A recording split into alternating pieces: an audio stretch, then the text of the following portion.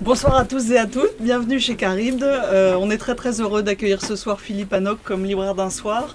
Moi j'ai découvert Philippe Hanoc quand on avait fait cette merveilleuse soirée Kidam Éditeur début 2013, où j'ai découvert d'ailleurs à la suite de cette soirée un certain nombre, un très grand nombre même d'auteurs formidables publiés chez Kidam. Et donc moi j'avais envie depuis cette époque-là d'avoir comme invité Philippe Hanoc comme libraire d'un soir. Et la parution donc de Palief qui vient de sortir, qui est un roman fascinant, assez incroyable, dont on dira quelques mots tout à l'heure, était une occasion formidable pour inviter Philippe ce soir. Donc Philippe, je te passe la parole. Bien, je me sauve pas. Je vais essayer. Oui, on va parler. Je vais parler d'abord de quelques livres que j'aime beaucoup. Alors, j'ai choisi de parler de quelques contemporains et puis de quelques moins contemporains. Et dans les contemporains, alors, la gageure, je me suis dit, je vais essayer de trouver peut-être des livres qui sont peut-être pas trop connus chez Caribde. Je me suis dit, alors ça c'est un peu la gageure, parce que bon, ici c'est pas évident de trouver des livres voilà, qui soient pas trop connus. Alors je me suis peut-être trompé, voilà, mais bon. Donc j'avais envie de parler par exemple de Gabriel Bergogneau, qui est un écrivain que je trouve tout à fait étonnant. Et en fait, Gabriel Bergogneau, là où ça m'a frappé vraiment, je me souviens très bien, c'est un matin en me réveillant. Et j'étais pas du tout en train de lire, j'étais dans mon lit. Et je me suis bien rendu compte qu'il se passait quelque chose dans ma tête d'étrange. Et pardon, excuse-moi François. mais non, mais c'est vrai, il se passait quelque chose d'étrange. Et en fait, je me suis rendu compte que j'étais en train de rêver de Il y a un. Que j'étais en train de lire à ce moment-là. Et Il y a un, c'était je crois que c'était son premier roman, à Gabriel Bergogneau, qui était un texte tout à fait étonnant. Et dans lequel il y a vraiment une voix et un rapport à la conscience et au monde qui est tout à fait étonnant. Alors là, j'avais choisi de dire quelques mots sur Doucement, donc, qui est paru déjà il y a quelques années, à force. Donc, l'idée aussi, c'était pour les contemporains, que ce soit des livres qui ne soient pas leurs derniers, qui ne viennent pas de sortir. Quoi. Donc celui-là, il est paru en 2009, Doucement, qui est une espèce de... C'est un peu le récit d'une descente au fond d'un puits de mine d'un homme que l'on suit et qui est un homme qui se considère lui-même comme une espèce de moins que rien. Et on le suit dans sa descente. Et alors, en fait, je crois qu'il faut quand même que je lise quelque chose pour que... Il faut que je lise quelque chose pour que vous sentiez, parce que sinon là, je vais pas y arriver. Alors,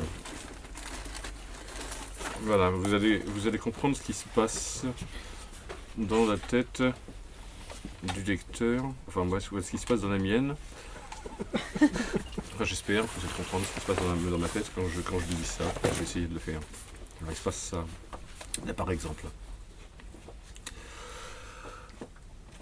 Donc, il est en train de descendre. Il descend l'escalier jusqu'au fond, de la mine. Là. Pas seulement besoin d'une pause près de la coulée de mousse effilée en gouttes inversées. Souffler un moment debout sous la lumière, pauvre d'une ampoule poussiéreuse, à voir sans voir la poutrelle hantée du limon, les lumières sont quasiment éteintes, le croisillon ajouré des marches moulées ancrées dans la paroi, oxydées sur les côtés, luisant au centre. Le gisement inventé à travers les épaisseurs de rochers au bout du forage, s'il faisait pas plus simple en perçant un tunnel vers la plaine au lieu d'assurer l'expédition par la piste, un tel boulot de poser l'escalier, il vaut pas la peine qu'il coûte. Le temps que ça prend d'y passer est mal commode, en plus la maintenance, ou bien c'est en cas d'accident qu'on fait reconnaître à l'admission l'issue de secours à suivre. Un itinéraire d'évacuation pour en réchapper, des fois qu'une panne de groupe électrogène les asphyxie, contraints de se diriger vers la sortie, courbés, à genoux, rampants, allongés, morts. Ou un effondrement qui se propage, ou sous le boisage éventré, lui, pour écarter de son thorax et écraser la pression de la poutre qu'il imagine. Reprenant sa descente, il compte sur le choc répété du talon, qui pèse en rythme sur le degré, abruti de fatigue, engourdi par l'obscurité, enchaînant les pas mécaniquement et... Le rocher brutalement le cogne à l'épaule. Il s'est pris les pieds dans la marche, se rattraper où? Il ne trouve pas la rampe, il se crampe, vautré sur la paroi, qu'il embrasse comme il peut, sans pouvoir s'agripper, la jambe qui porte en premier, le coup de drape, pas de beaucoup qui le vire du mauvais côté, rejeté dans le vide, à un coin où on voit rien, il glisse en arrière et s'étale sur les degrés, se retient à une marche, prend l'arête dans le dos, lâche les pieds ballants au-dessus du vide, tendu, pas filé à l'abîme, les mains retenues avec ce qu'il écorche, battant l'air, serrant du fer, les doigts tordus, il s'arrête, sonné. Qu'est-ce qui s'est passé? Un cri? Pas lui? Non. Enfin non, pas sûr. Peut-être lui. Les pas suspendus, on n'entend plus rien. Alors, on l'a crié? Voilà, donc il a manqué de se casser la figure, tout simplement. Hein. Et, parce qu'il était en train de penser justement au risque de se casser la figure, et il a trop y pensé, voilà. Alors, il y a quelque chose de tout à fait étonnant voilà, dans ce texte qui, moi, me parle beaucoup, et qui est en même temps probablement une sorte de réécriture mythique, j'imagine, de Dante. Déjà, Iliade 1 et Iliade 2 étaient des réécritures de l'Iliade. Voilà, donc moi, c'est un auteur qui n'est pas très très connu, hein, Gabriel Bergogneau, hein, voilà, et qui est tout à fait... dans la lecture, laisse des traces, la preuve, on en rêve. Voilà, on le lit, on en rêve. Hein. Ça ressemble un peu à des cauchemars, mais bon, c'est quand même... Oui, c'est bien. Voilà, oui, c'est tout à fait étonnant. Tout à fait, c'est vraiment très très fort. Je vais dire aussi quelques mots, parce que je ne m'attarde pas trop sur chaque texte, parce que sinon j'aurais pas le temps de parler d'autres. Je vais dire aussi quelques mots alors c'est très différent, ça aussi c'est un gros coup de cœur, c'est l'ironie du sort de Didier Da Silva. Alors en fait, Didier, je le connais, c'est un ami, mais au départ je le connais parce que je l'ai lu. Hein. Au départ, le premier livre que j'avais lu, je ne le connaissais pas du tout, ça s'était fait tout à fait par hasard. Et à force de lire, en fait, pour bien lire des auteurs, il faudrait tout lire. Hein. Et c'est vrai que plus on lit, mieux on lit. Et quand j'ai lu celui-ci, qui n'est pas son dernier livre, mais disons qu'il est son dernier roman, si tant est qu'on puisse dire que ce livre est un roman, eh bien, je me suis dit, mais c'est fabuleux, là, ce qu'il est en train de nous faire, c'est tout à fait étonnant. Et alors, j'avais écrit, alors ça je pense que je vais essayer de vous le lire, après tout, j'avais écrit à l'époque de sa sortie un petit article qui est assez drôle, voilà. Enfin je trouve, voilà, et donc, mais qui je trouve rend assez bien compte de, il me semble, enfin j'ai essayé en tout cas, de ce à quoi ressemble ma lecture de ce livre, l'ironie du sort. Didier Da Silva sort un nouveau livre, voilà, parce qu'à l'époque il venait de sortir. Pour avoir lu dès leur parution les précédents, et même certains un peu avant, car confessons-le, il arrive qu'une estime d'abord toute littéraire vire à la franche amitié, bon c'est vrai que c'est franchement un ami maintenant, hein. Je vous le clame en toute subjectivité, c'est à chaque fois un événement, sauf que cette fois-ci c'est différent.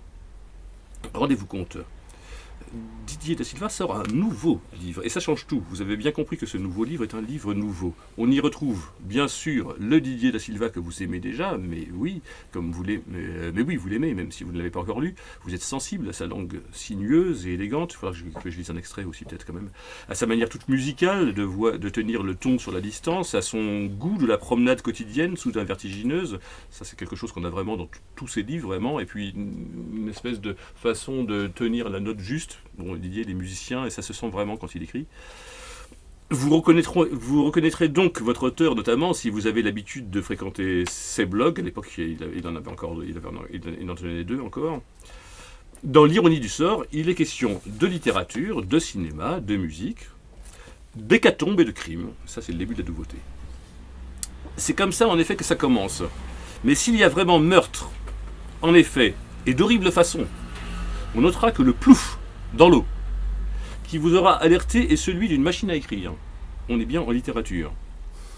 C'est que ça commence par ça, hein, par un plouf dans l'eau, et c'est une machine à l'écrire qui est tombée dans la Tamise, si je me souviens bien. C'est dans le vrai monde seulement, cependant, que le meurtre a eu lieu, et tous les protagonistes de l'ironie du sort sont des personnages réels. Comme on dit, un peu vite. Léopold et Loeb furent d'authentiques assassins, de même que Clarence Darrow fut leur avocat avéré. Alors si ça ne vous dit rien, Rappelez-vous La Corde d'Hitchcock, où les personnages n'ont pas les mêmes noms, mais qui sont inspirés d'un fait divers, donc réel. Donc ce meurtre gratuit, esthétique en quelque sorte. Mais donc il n'y a pas que ces personnages-là. Eric Satie, Stevenson, Benjamin Constant, Riocan, Philippe Cadic, Nicolas Ray, Léon Bloy, et même les frères Bogdanov ont laissé de leur existence des traces différentes peut-être, mais tout aussi incontestables. Tout ça sont des personnages de l'ironie du sort. Des traces tout aussi incontestables que celles déchiffrées par Champollion, qui est dedans aussi. On aurait de la peine d'avoir oublié Cortázar et Marcel Schwab, qui sont dedans aussi. On dit Schwab ou Schwab ? Schwab. J'ai jamais su, moi. Vous dites Schwab, vous ? Bon. Morton Feldman et Léon Bloy, sans parler de Henry Howard Holmes, auprès duquel notre Francis Holmes national passerait presque pour un enfant de cœur. C'est un formidable tueur en série, comme on aimerait qu'il y en ait plus, tellement ça relève du... Non, mais c'est vrai, là, c'est Holmes, c'est une merveille ici. D'ailleurs, il est seul parmi les précités, je parle de Francis Holmes cette fois-ci, à ne pas l'être dans l'ironie. Oui, parce que Francis Holmes, il n'y a pas Francis Holmes dedans, il manque. Encore que, potentiellement infinie, celle-ci, l'ironie du sort, soit propre à contenir l'univers entier. Je n'ai pas oublié Alfred Hitchcock, sa corde d'emblée vous dit comment se nourra sans fin votre lecture, car c'est effectivement ce qui fait la particularité de ce livre. L'illusion du plan unique, cependant, il est moins convaincante. C'est vrai que moi, c'est pas mon Hitchcock préféré, d'accord, honnêtement.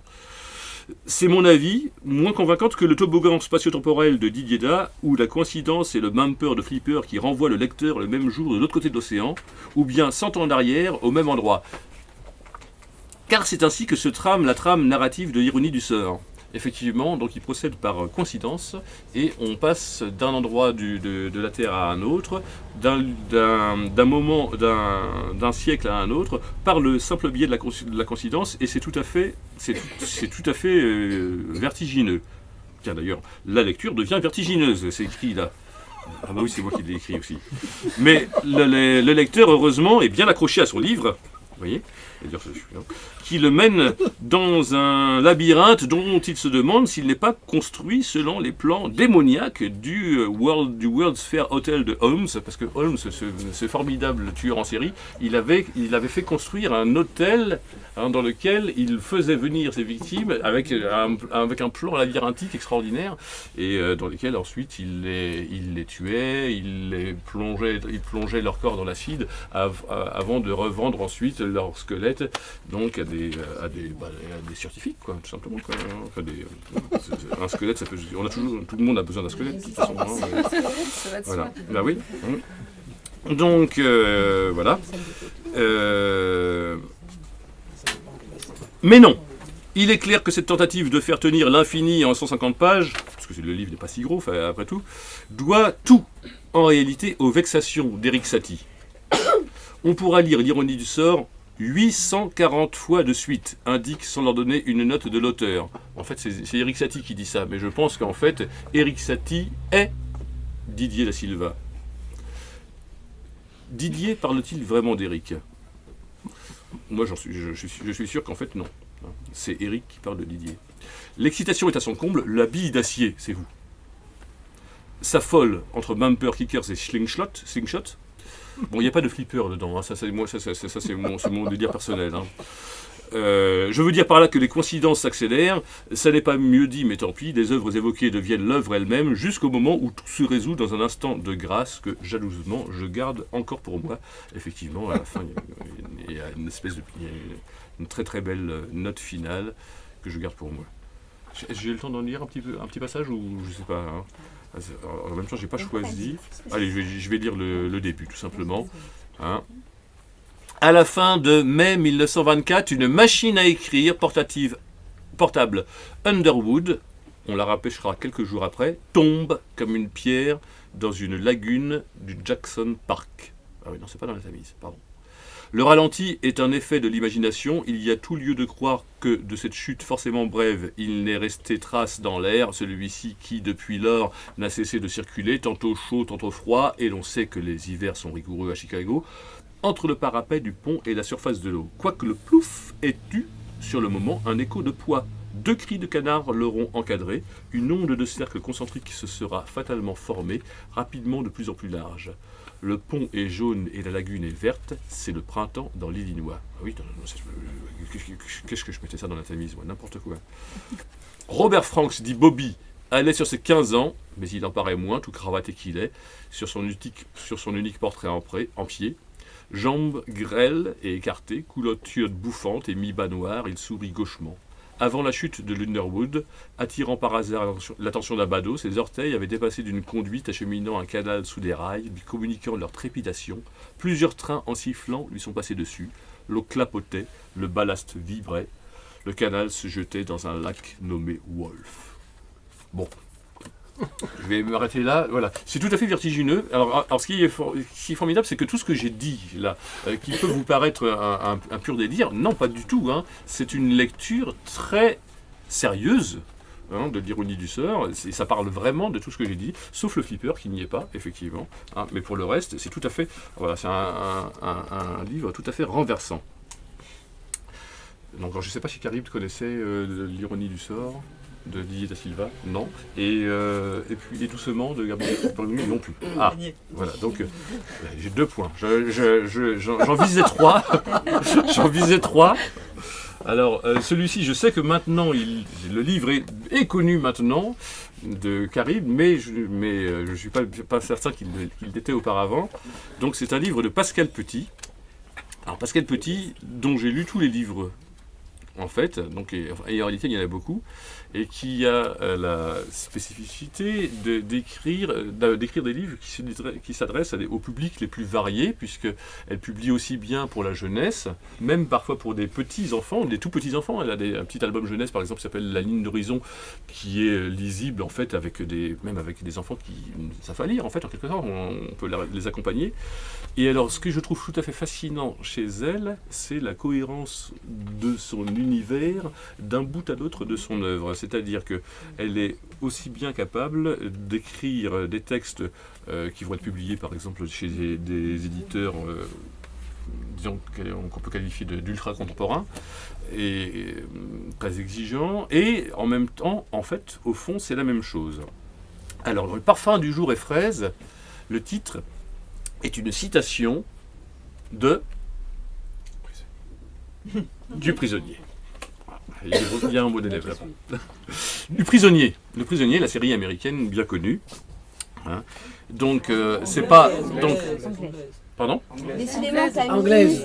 J'ai dit américaine ? Tamise, il est noir. C'est pas grave, c'est pour rattraper la Tamise. Voilà, exactement. Oui, j'ai un problème avec l'Atlantique. Là. Bon, alors. Faut que GPS. Oui, non, mais de toute façon, avec la montée des eaux, bien sûr, bientôt, on ne parlera plus de tout ça. Hein. Bon, alors donc, oui, pardon, de la série anglaise bien connue, donc Le parfum du jour est fraise. C'est pas du tout, donc du coup, bien sûr, c'est pas du tout Le parfum du jour est fraise, c'est plutôt Le parfum du jour est fraise. Vous sentez la nuance, hein. Voilà, donc, ça se présente comme une espèce de test de personnalité où l'on vous invite donc à construire un village selon un protocole très précis. Et plus ça avance, moins ça rigole. Et pourtant, déjà, dès le départ, écoutez un peu. Vous allez avoir à construire un village. Pour construire le village, vous allez avoir un certain nombre de choses à respecter et de consignes à suivre. You're going to build a village. To build the village, you will have to respect and comply with a certain number of things and procedures. La moitié droite est la moitié droite du village. La moitié gauche et la moitié gauche du village. L'entrée est face à vous, la sortie est à l'opposé. The right half is the right half of the village. The left half is the left half of the village. The entrance is in front of you. The exit is on the opposite side. Vous avez une consigne de départ qui est simple. Vous devez construire ce village avec le matériel mis à votre disposition en suivant un protocole qui est le même pour tous. You have a starting instruction which is simple. La moitié droite est la moitié droite du village. La moitié gauche est la moitié gauche du village. L'entrée est face à vous, la sortie est à l'opposé. The right half is the right half of the village. The left half is the left half of the village. The entrance is in front of you. The exit is on the opposite side. Soyez sûr que tout a été rigoureusement étudié pour une standardisation optimale du mode opératoire selon les règles les plus strictes de confidentialité. Plus que sur les objets uniquement. Notre attention est intensément portée sur les relations et les procédures. Un système de codification formelle éprouvé a été élaboré par nos soins afin d'éviter toute erreur d'évaluation, afin que tout soit perçu de la même façon, dans le même sens, avec la même intensité, par n'importe quel observateur en n'importe quel moment. Un mauvais résumé des consignes impliquerait des réponses mal orientées. Nous avons porté une attention spéciale à la mise en place d'un vocabulaire précis, commun et stable, parfaitement neutralisé, pour éviter que des approximations dans les formulations n'entraînent des associations personnelles coûteuses en termes de bénéfices, si l'on entend se situer sous cet angle, quant à la bonne compréhension et conceptualisation des situations. On sait à quel point les résultats peuvent devenir aléatoires en cas d'un trop grand nombre de variables dans le déroulement d'un exercice ou d'une épreuve. L'appréciation d'un réel donné peut très facilement être altérée par un ensemble d'éléments qui ont plus à voir avec des applications affectives, des résonances émotionnelles, qu'avec une véritable mesure objective probante de ce qu'on a pour but d'observer. Et bon, je vais m'arrêter là parce qu'il y a encore d'autres livres, mais quand vous arrivez au bout, vous êtes gelé. Hein, vous êtes, voilà, et alors bien évidemment, ça renvoie donc dans l'expérience professionnelle de certains. Je pense que ça peut faire écho à des choses que vous avez pu, voilà. Hein, mais alors c'est un écho qui est assez terrible. Voilà. Donc là, c'était les tout contemporains, les textes contemporains dont j'avais envie de vous parler. Des textes un peu plus anciens maintenant. Alors, j'avais envie de vous parler aussi de ça. Que Karim ne connaissait peut-être pas non plus. Parce que ça, vous connaissez, Karim a découvert grâce à moi, je crois. Hein. Donc, 3 points, voilà. Hein. Et donc, la botanique parallèle, en fait, de Léo Lionni. Alors, Léo Lionni, certains doivent connaître certainement Petit Bleu et Petit Jaune, hein, qui est un livre pour enfants. Alors, il s'agit du même Léo Lionni, sauf que ce n'est pas le même. Je dis ce n'est pas le même parce que lui-même écrit à l'intérieur, donc il parle de Léo Lionni, l'auteur de Petit Bleu et Petit Jaune, et il dit très clairement que cet auteur n'a rien à voir avec l'auteur de la botanique parallèle. Pourtant, d'un point de vue strictement, si on tient à la manière dont les États, l'État en général donc, définit l'identité, a priori c'est quand même le même individu. Mais non. Voilà, alors la botanique parallèle, en fait, c'est, comme son nom l'indique, un traité de botanique parallèle. À savoir, donc c'est de la botanique, et ça parle de plantes parallèles. Les plantes parallèles sont des plantes qui, dans la réalité quotidienne, n'existent pas. Ce qui n'empêche pas qu'elles sont traitées avec une rigueur toute scientifique, et ça donne quelque chose de tout à fait étonnant. J'avais écrit un petit article quand c'est paru aussi, que je peux vous le dire peut-être, hein, parce que c'est voilà. Et non, parce que à force, c'est des livres que je viens pas de le lire, mais en même temps, alors c'est très très beau quand même. Alors, quand même, je vais essayer de lire ça, comme ça, j'oublierai rien d'important. Voilà, je viens de terminer la lecture d'un livre tout à fait étonnant. Bah oui, je viens de le lire à l'époque où j'écris ça. Ce n'est pas un roman, ni même un récit, ce n'est pas de la poésie, ni du théâtre, ce n'est pas non plus un essai. Non, c'est de la botanique parallèle. Alors quand j'ai vu ça d'ailleurs, moi je me suis dit c'est pour moi. Parce qu'en fait, moi je suis passionné de botanique, hein, certains le savent. Hein. La botanique perpendiculaire, si vous voulez, celle qu'on pratique tous les jours, me passionne. Hein, c'est un truc, ce qui signifie que ce n'est pas non plus de la botanique. Car il m'arrive aussi, je le confesse, de lire de la botanique. Ça m'arrive même énormément. Quand j'ai 45 kilos c'est vrai, hein, je l'ai pesé. J'ai 45 kilos de littérature botanique à la maison, chez moi. C'est au poids. Oui, c'est au poids, oui. Et j'ai tout lu, hein, 45 kilos. Donc, mais j'ai pas compté celui-là parce que ça, c'est de la botanique parallèle. Non, mais c'est vrai, 45 kilos. J'ai que 6 kilos de Proust. 45, 250 grammes. Voilà. 45 kilos. Les fleurs, c'est lourd. Oui. Ça fait 30 livres. 5 kilos ici de Proust. Alors, oui, d'ailleurs, donc non, là, je raconte ma vie, donc c'est peut-être pas la peine. Voilà, aucun règne ne m'arrête, oui, d'accord, c'est sûr. Non, c'est de la botanique parallèle, c'est écrit dessus. En lettres d'un magnifique vieil argent. Le livre est très beau. Hein. Très beau livre. La botanique parallèle. Le titre n'est pas mensonger, car tel est en effet le sujet de ce beau livre. Alors effectivement, on pourrait, pourquoi pas, être tenté de le classer dans la catégorie des beaux livres. Je parle en termes de libraire, là, puisque je suis libraire d'un soir, de ceux qu'on offre pour les fêtes. Tant en effet il est beau, et illustré, qui plus est. Alors c'est vrai, il y a de très belles illustrations, il y a des dessins qui représentent voilà, par exemple, vous voyez, qui représentent des plantes parallèles. Et ces très beaux dessins, bien sûr, sont de la main même de Léo Lionni. Tiens, voilà des tyrelles étrangleuses, par exemple. Vous voyez les tyrelles étrangleuses. C'est très beau. J'aime beaucoup les tyrelles, d'ailleurs. C'est une de mes plantes parallèles préférées. Alors, il y a plusieurs espèces, hein, bien sûr, de tyrelles. Mais celles-ci, ce sont les tyrelles étrangleuses. C'est très beau. Et donc, les dessins sont de Léo Lionni, évidemment. Hein. Il a tout fait, là-dedans. Hein.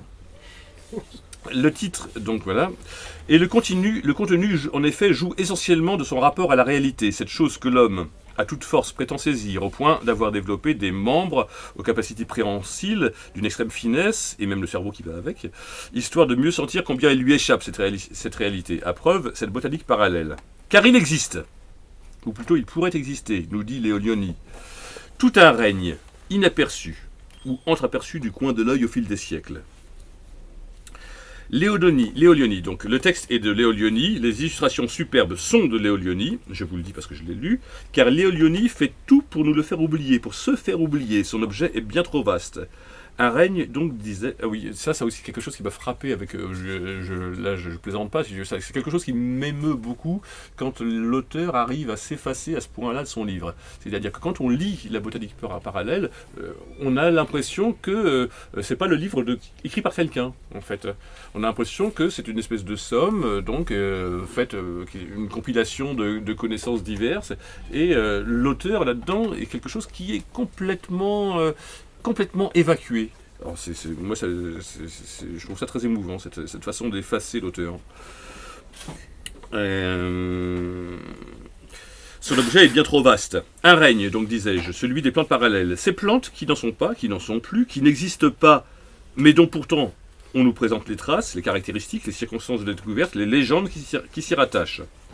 Qui n'existent pas n'est sans doute pas bien dire, car elles existent plutôt dans un temps arrêté, constituent un règne par leur caractère organique et en même temps relèvent du non-vivant sans pour autant être mortes. Le livre lui-même se présente comme une somme, l'état des connaissances en matière de botanique parallèle à l'époque de sa première publication, dans les années 70, je crois que le livre doit être de 74, donc il y a des dates, tout ça c'est comme un vrai livre de botanique. Hein. Les plantes y sont minutieusement décrites, nommées, les noms vernaculaires, tyrelle, saulet, tournelune ou pince des bois, y côtoient les appellations scientifiques linéennes, Tyrillus maculatus, Siguria barbulata, Taluma labyrinthiana, et autres Camporana erecta, car comme le disait un conseiller en horticulture de ma connaissance, sans le latin, il n'est pas possible de savoir de quoi l'on parle, et ça honnêtement, le fait est que si vous voulez vraiment une plante et que vous ne parlez pas le latin, vous n'obtiendrez jamais rien de sûr. Non, mais le latin est la langue de la certitude. Non mais c'est vrai, il faut le dire. Hein. Bon, ça c'est une parenthèse. Mais bon, quand même, il faut le savoir.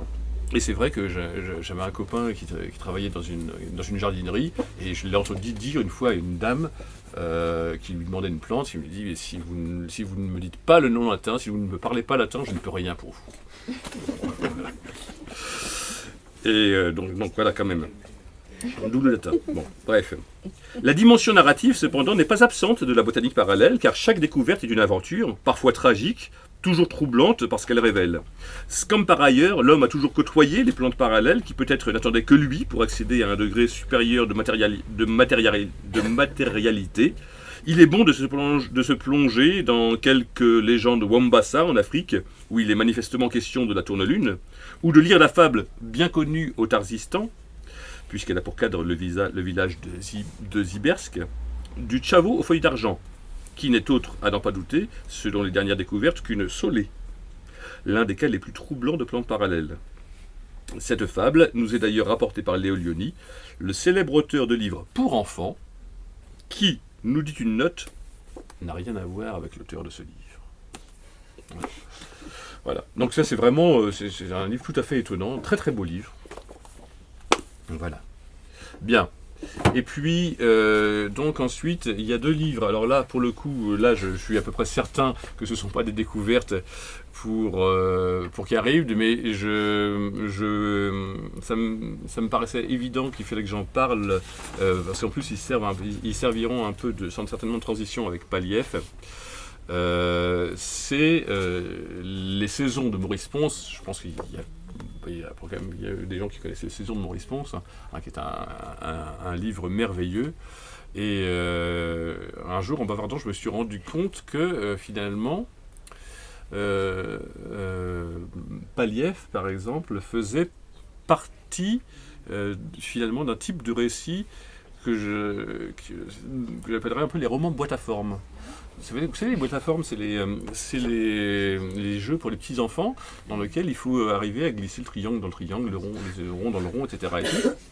Et en fait, il y a des romans comme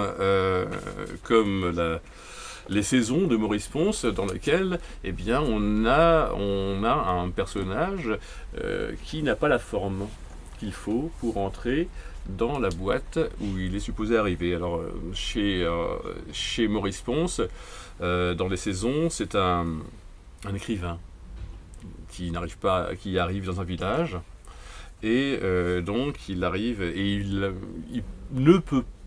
a un physique un peu particulier. L'auteur insiste sur son côté ovin. Et dès le début, si je me souviens bien, il bute dans quelque chose, il se fait mal au pied, et en fait il bute sur un crâne de mouton, il se blesse le pied, et à partir de là, donc, tout son séjour au village où il arrive va se passer de manière absolument épouvantable, dans une incompréhension parfaite entre les habitants du village et lui-même. La communication est complètement impossible, forcément c'est un écrivain. Et on a d'ailleurs un journal dans lequel, le narrateur, le personnage, je dois avoir un texte là-dessus aussi quelque part, que j'avais écrit. Non mais je travaille sérieusement, moi j'ai des notes. C'est voilà. Ah oui, je vais vous le lire, ça va être plus facile. Voilà, l'écrivain est un être simple et naïf qui arrive les mains nues, avec l'espoir fou de laisser aux hommes le témoignage universel de sa souffrance, lesquels seraient dès lors en mesure de dépasser les leurs. Espoir vain, puisqu'il est aussi incapable de les comprendre qu'ils sont de le comprendre, appartenant qu'ils sont à des mondes étrangers. Tout au plus saura-t-il leur rendre plus vive la conscience de leur misère et attirer sur lui leur rancœur. Voilà, ce serait une façon bien pauvre quand même de résumer les saisons de Maurice Ponce, mais enfin c'est quand même un peu ça, les saisons de Maurice Ponce. Bien pauvre car à la lecture, donc ce livre est étonnant à chaque page, et bien autre chose encore que cette expression de l'impossible écriture, Donc, alors je résume un petit peu, effectivement, alors quand même, oui, c'est quand même intéressant de résumer. Dans un paysage montagneux et rural, débarquant dans le village perdu d'une vallée encaissée, s'y installe et croit pouvoir y réaliser son rêve fou, devenir écrivain. Un voyageur solitaire et disgracié, voilà, au physique ovin, qui débarquant dans le village perdu d'une vallée encaissée, s'y installe et croit pouvoir y réaliser son rêve fou, devenir écrivain. Finalement, c'est vrai qu'écrivain, ça rime avec ovin. Dès son arrivée, il se heurte à l'hostilité et à l'incompréhension des villageois, et ce heurt prend d'abord la forme d'un prémonitoire d'un crâne de mouton qu'on lui lance d'un grenier, et contre lequel Siméon blesse son orteil, dans un geste de rage impuissante. Certes, cet orteil aura des aventures ensuite. Je ne vous raconte pas les détails de l'orteil. C'est intéressant quand même. C'est le début d'une longue dégradation physique au royaume de Sa Majesté Pourriture, ce pays aux saisons interminables, alors les saisons effectivement, où la pluie pendant des mois tombe nuit et jour, le titre, avant d'enfin céder la place au gel bleu, qui fait tomber les choucas en plein vol, et durcir les globes oculaires, tandis que les habitants se chauffent en s'attachant au ventre quelques bestioles à sang chaud. Le contraste entre l'idéalisme naïf et innocent de Siméon, sa vulnérabilité et le caractère immonde de son nouvel entourage, la mesquinerie de la veuve Ham, l'impudeur de Clara Dogd, la gouaille trop mûre de la petite Louana, la méchanceté gratuite du douanier Esclados, la science sauvage et souriante du Kroll, tout cela, parmi les montagnes de fumier, donne lieu à la lecture intermittente, trop rare peut-être, du journal ineffable de Siméon qui, tout confit de bonté vaine, donne de la vie du village une description délicieusement décalée. Alors moi, c'est quelque chose que j'aime beaucoup, enfin, lorsqu'on nous raconte quelque chose, on nous présente quelque chose et qu'en fait c'est pas du tout ça. En fait, on sent bien que c'est pas du tout ça. Et alors Siméon, effectivement, ce qu'il nous dit du village, c'est pas du tout ce que nous on reçoit. Et donc ça, c'est quelque chose qui me touche beaucoup, et qui m'intéresse. Et l'histoire de Siméon, donc, qui enrichit la description, donc à chaque page le lecteur, voilà, c'est merveille, j'ai des clichés là-dedans, de l'imaginaire de l'auteur. Qui a écrit ce truc, franchement? Je crois que c'était pas tout à fait moi en fait. Qui enrichit la description du village et l'histoire de Siméon d'événements inouïs, souvent proches de l'insoutenable, c'est vrai, ça quand même. Il faut avoir le cœur bien accroché. Heureusement contrebalancé par une sorte d'humour consécutif à l'étrangeté. Et alors que même ce qui est vrai, c'est que ce livre il est quand même paru en 65. Alors bon, là maintenant, ici, il y a quand même pas mal de gens qui sont grands lecteurs qui le connaissent. Mais tout de même, c'est un livre qui est paru en 65 et qui est d'une qualité tout à fait exceptionnelle. Et il est quand même pas si connu que ça quand même, en réalité. Je veux dire, j'allais dire, on n'en parle pas dans les écoles. Après, effectivement... C'est un classique. Pardon ? C'est quand même un classique. Eh ben oui, mais non, Pascal, parce que si tu veux, on n'en parle pas dans les écoles. Et on n'en parle pas dans les... Oui, voilà, non, mais je veux dire... Dans les écoles, oui, d'accord. Oui, non, mais si tu veux, ça, tu sais, l'école est un fléau. Après la Révolution, on en parlera dans les écoles. Oui, voilà. Où, bon, si tu veux, la présentation de la littérature est très stéréotypée, et le fait est que peut-être que les saisons correspondent, enfin, je veux dire, il y a peut-être des images pouvant choquer, etc. Et tout. Oui, il y en a, c'est sûr. Oui. Si, l'affaire de la grenouille, par exemple. Chez Villon aussi, des images qui peuvent choquer, bon, voilà. Oui. Un univers noir, c'est très noir, mais... Oui. Moi, je trouve ça tout à fait formidable et honnêtement complètement scandaleux que ce bouquin qui est quand même paru il y a quand même maintenant 50 ans, 50 ans tout rond, ce soit pas un des bouquins les plus célèbres de la littérature française tout simplement, quoi. Je veux dire que depuis le temps, 50 ans quand même là, je veux dire, voilà. Ça l'est quand même. Non. Non, mais tu as une vision faussée parce que tu connais vachement bien, mais je peux te garantir que... Ici et tout. Ah bah oui, ici, oui. Tout le monde... Là, tu vas empêcher les gens sincères de se manifester, mais je suis bien certain qu'il y en a quelques-uns qui n'ont pas lu, forcément. Lisez-le. Voilà, lisez-le, oui. Voilà, et puis, alors le dernier que j'ai choisi, alors là, je l'ai choisi, c'est pas tellement... C'est parce qu'on en a tellement... Alors, donc... les lecteurs de Palief ont vu une parenté entre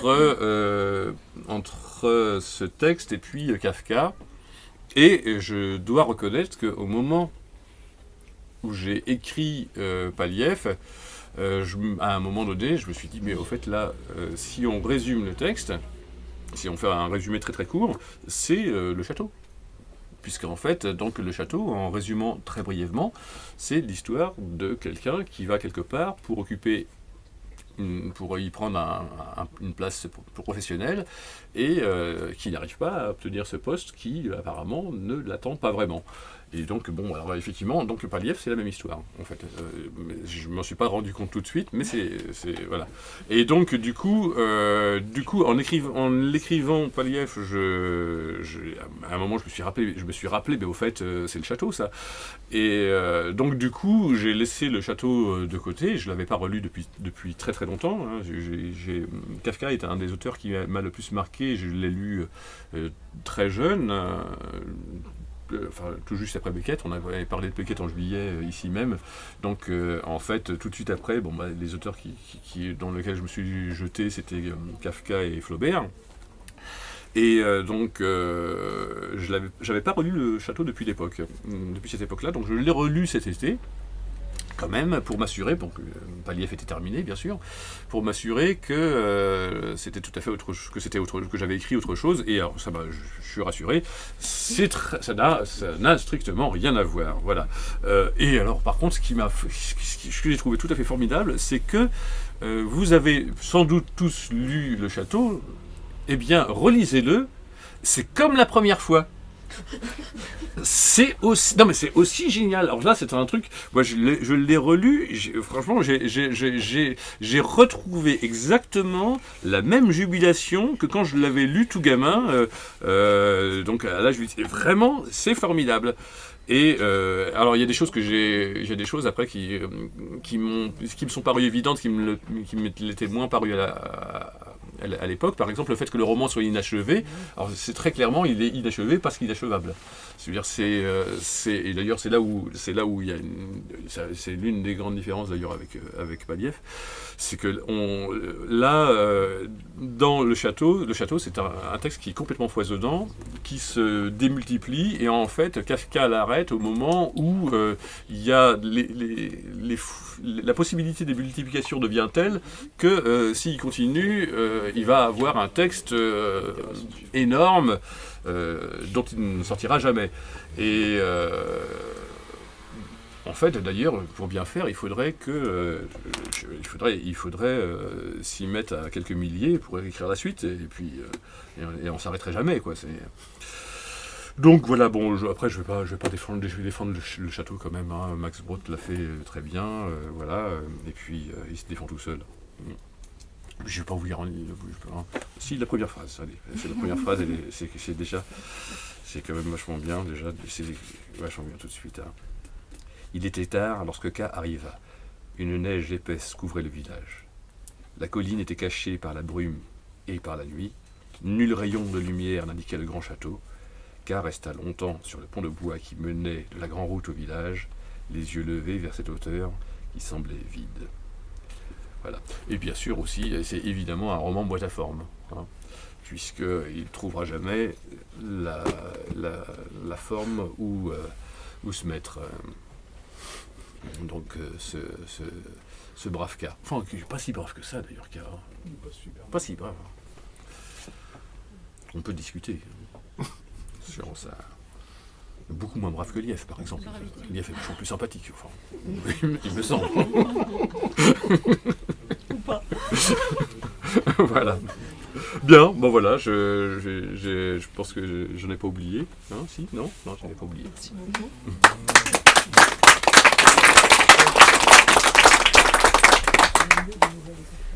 Alors je voulais dire quelques mots de Paliev, sachant que pour moi c'est un livre problématique, c'est-à-dire quand je l'ai lu, je l'ai adoré. Je me suis dit, j'ai été saisie en fait à la fois, en même temps, de l'envie extraordinaire d'en parler, de partager, et de l'impossibilité d'en parler. Donc la première image qui m'est venue, c'est une image forte que ce que fait Philippe Hannock avec le langage, c'est qu'il utilise le langage comme un matériau. Il est autant écrivain que plasticien. Et ça, c'était déjà vrai dans Liquide. donc qui était le premier livre par lequel moi j'ai découvert l'écriture de Philippe, où on a un homme comme ça qui est un homme liquide en fait, qui se coule dans tous les rôles que la vie lui donne, et puis on voit sa pensée dans le livre qui s'écoule comme un liquide. L'autre chose qui résonnait beaucoup avec ce livre, c'était le lien avec Rien, donc le premier roman, où on a un héros, Herbert, qui se demande notamment comment ces gens peuvent-ils savoir que lui existe, alors que lui-même, il en est à peine sûr. Donc tous les livres de Philippe comme ça sont traversés, on l'a bien vu aussi dans l'exercice de ce soir, par la question de l'identité, de la norme, et puis la difficulté de saisir une réalité qui a une fâcheuse tendance à se dérober. Il y a une autre chose qui est très marquante dans Paliev, c'est l'humour. Voilà, l'humour très singulier. Alors évidemment, le titre, donc, c'est Paliev, c'est pas seulement la réalité qui se dérobe dans le livre, mais c'est aussi le personnage central lui-même, surtout que toute la réalité qui est décrite dans le livre, on l'appréhende par le filtre de ce personnage. Et voilà, on est saisi par cette réalité, ce monde, cet homme qui sont fondamentalement insaisissables. Cela dit, c'est un livre et une histoire. Donc cet homme, Lief, qui se rend dans une ville qui s'appelle Cosco pour y prendre un emploi de précepteur. Donc on rencontre Lief au début sur la route qui mène à Cosco, et il se prépare donc à rencontrer les enfants dont il va avoir la charge. Puis en fait, à son arrivée, ça ne se passe pas comme prévu, il n'y a pas d'enfants. Et puis on l'installe dans un bureau, ou plutôt une pièce, où il y a une table, une chaise, avec une fenêtre, et là il fait un travail de copiste assez absurde, il recopie des factures dans un cahier pour un personnage qui s'appelle Monsieur Hakel.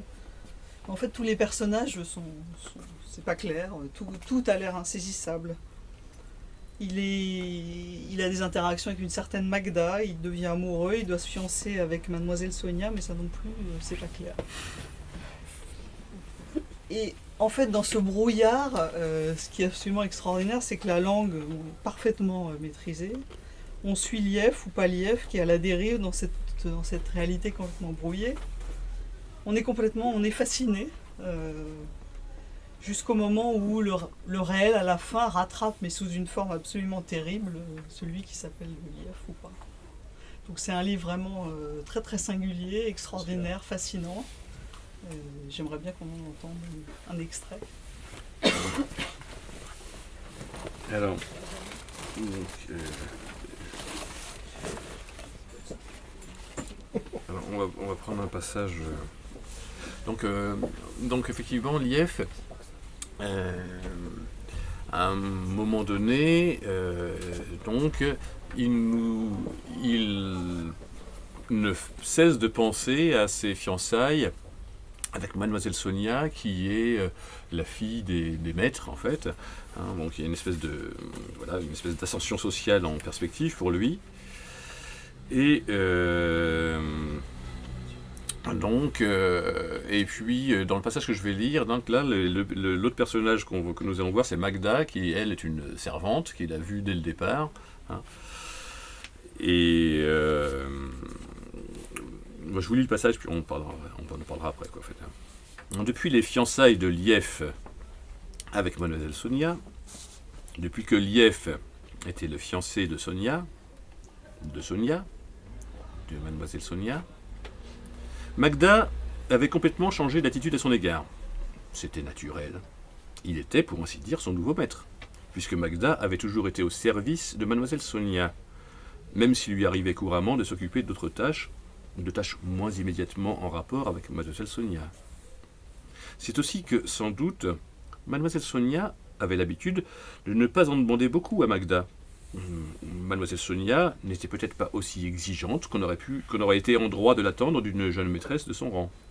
Sa jeunesse, précisément, devait être la cause de ce relatif laxisme dont, fort heureusement, et Lief en convenait de bonne grâce, Magda n'abusait pas.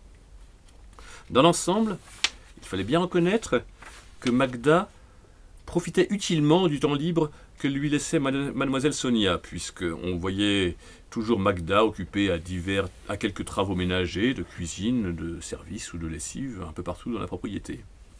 Jusqu'alors, C'est plutôt dans son ton et dans ses manières que se manifestait l'excessive liberté dont jouissait Magda. Avec Lief notamment, elle avait souvent fait montre d'une désinvolture qui aurait été vraiment choquante si elle avait aussi par ailleurs négligé son service. Or, sur le plan matériel, et il était bien forcé de se l'avouer, Lief n'avait rien à lui reprocher. Tout cela, cependant, avait changé depuis les fiançailles de Lief avec mademoiselle Sonia. Manifestement consciente de l'importance officielle que Lief avait acquise dans la famille, Magda était désormais aux petits soins pour lui.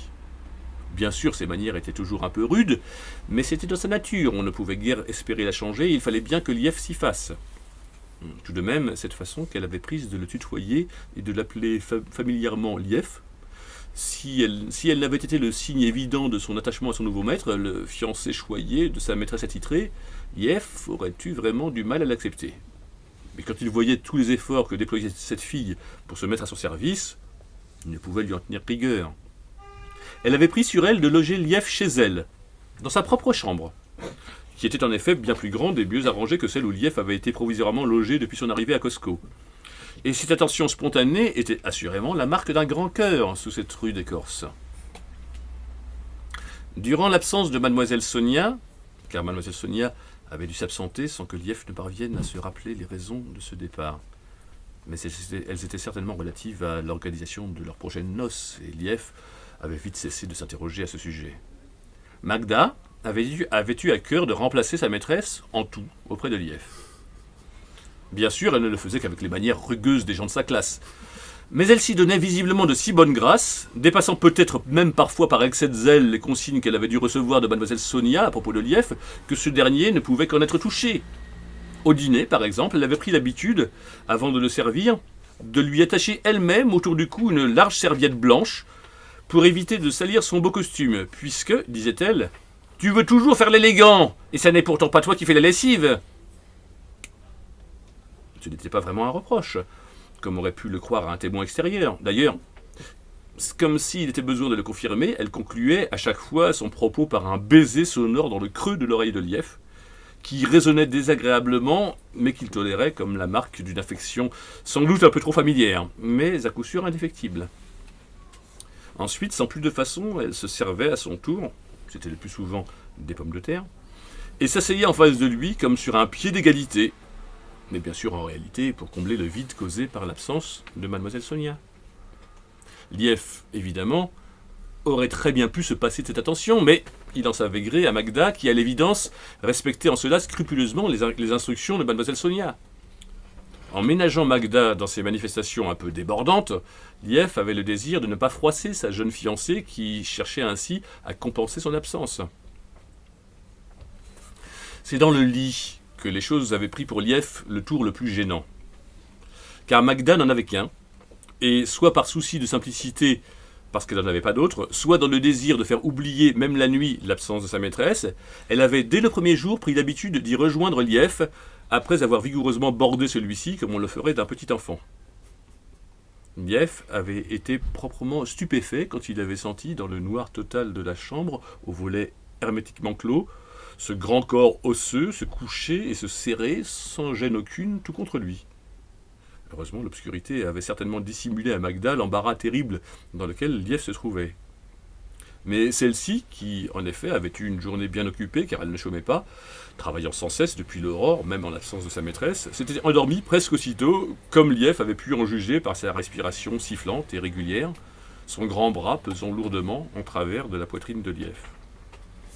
Le lendemain, elle s'était levée de bonne heure, comme à l'accoutumée, avait ouvert les volets, cette irruption brutale du soleil dans la pièce qui avait réveillé Lief à son tour, s'était retournée vers Lief et, après un instant, lui avait déclaré qu'elle s'occuperait mieux de lui le lendemain, puisque c'était samedi, et elle avait éclaté d'un gros rire. Lief l'avait regardé sans bien comprendre les causes de son hilarité. Il regardait aussi sa poitrine nue, qu'elle n'avait pas pris la peine de couvrir. Ses seins étaient moins maigres qu'ils ne le paraissaient sous les larges tuniques qu'elle portait habituellement. Lief, à cette vue, essayait de tirer des généralités sur la pudeur, ou plutôt l'impudeur, des personnes de cette classe.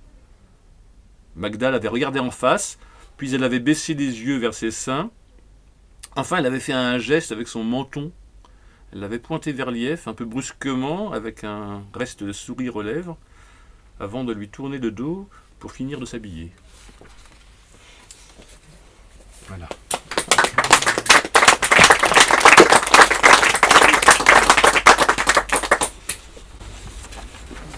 Merci beaucoup Philippe. Je pense que vous aurez compris, entendu à la lecture, que c'est un livre extrêmement singulier. Donc une certitude, c'est qu'il n'est pas écrit en latin.